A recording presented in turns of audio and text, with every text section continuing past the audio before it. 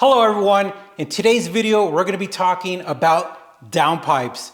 I'm so excited because I did a lot of research and I found out some really cool information. So in this video we're going to be telling you what a downpipe is, how they work, the different variations, and some interesting facts that you should know.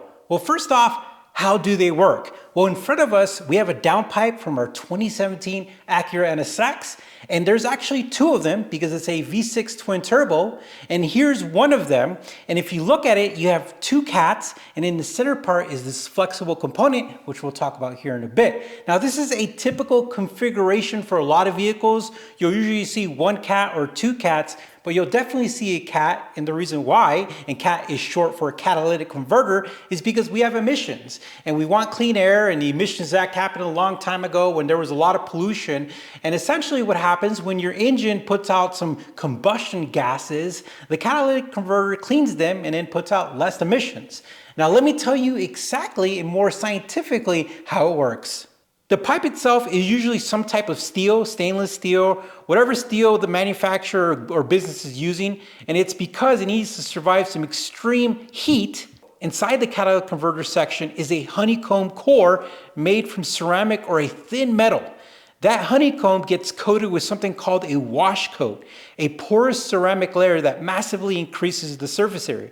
Mixed into Washcoat are tiny amounts of precious metals like platinum, palladium, I can't pronounce that, and rhodium.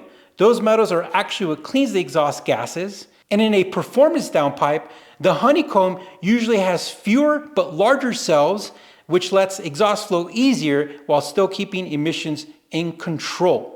So when you look inside a downpipe, it looks like a honeycomb. And the crazy thing is I had to do a lot of research on Washcoat. I was like, what is Washcoat? And it's like this really thin layer of a ceramic coating, but it's porous. So whenever like the gases go through it, it captures the gases with all those precious metals and it cleans it.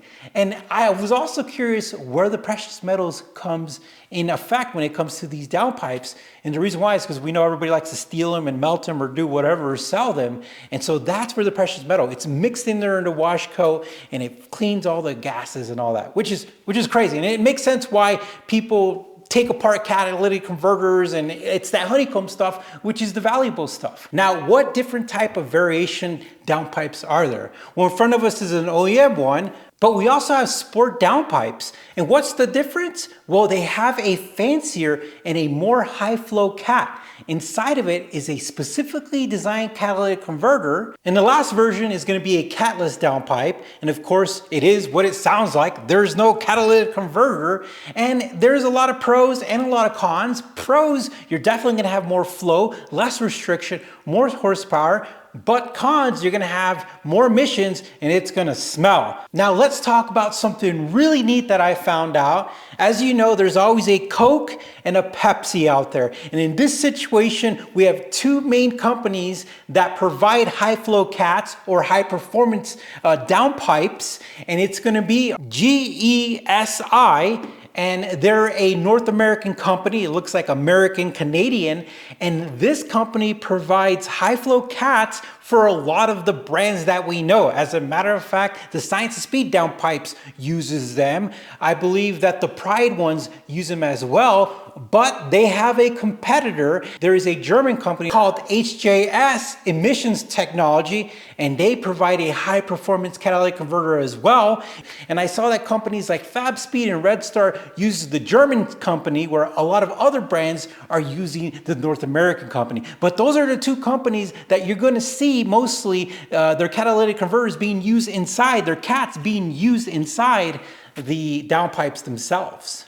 Now, in my opinion, I think going either direction is fine because most of these companies will talk about one or the other. I'm a big fan of Steve Jobs' saying where you're supposed to connect all the dots. When I had my Mercedes AMG GTS, I wanted to buy some downpipes and they were very expensive, and I went on a deep dive about them. And that's when I found out that you could buy a downpipe for the AMG for like $1,000.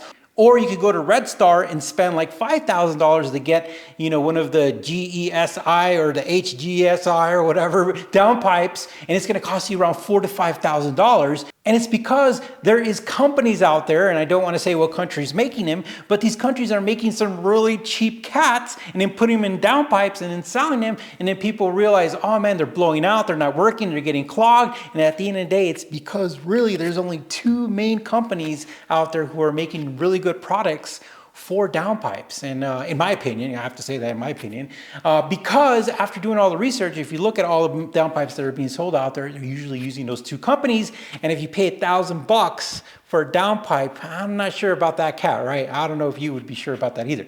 Now, it doesn't stop there, where I'm going to teach you guys a little bit more about downpipes. Now, when you're looking at a downpipe, you're going to see this flexible part. And if you didn't know what that's for, is that if this was just a straight pipe with the heat that goes back and forth, this needs to have some flex because, you know, if you know about thermodynamics, expansion and contraction and any movement, if you have any type of movement, even in a car with good motor mounts or in a solid design, you still need to have some flexibility with the heat, with the movement, with everything. And this allows us to move while still keeping it intact and still making it an exhaust system component, which is awesome. Now, another thing that people don't know about is when you buy a cheaper downpipe or you buy something that really isn't designed for the car, wasn't very researched, heat shields. Heat shielding is just as critical as the downpipe itself. Now, the SOS downpipes that I have in my car and Pride's and other companies, they use the original heat shields, which is very, very important to make sure that you protect engine components around there, and the downpipes themselves. But when you're buying an aftermarket downpipe, you might see it with some additional heat shielding or some additional covers or all that. But it varies, and I did a lot of research because when I went on Red Star's website, they went on a tangent. They went kind of like on rant about why heat shielding is so important. And a lot of people, what they do is they just put something that looks like a heat shield, but the heat shield actually has to have some insulation in it, and actually has to have like looks like some wool or whatever in it, some ceramic wool. And what it does is just providing a barrier, and it's also doing what it's supposed to do, doing a heat shield. So whenever you look at something, if it's just a little tiny piece of foil looking thing, that's not a real heat shield. But it's all about the sound.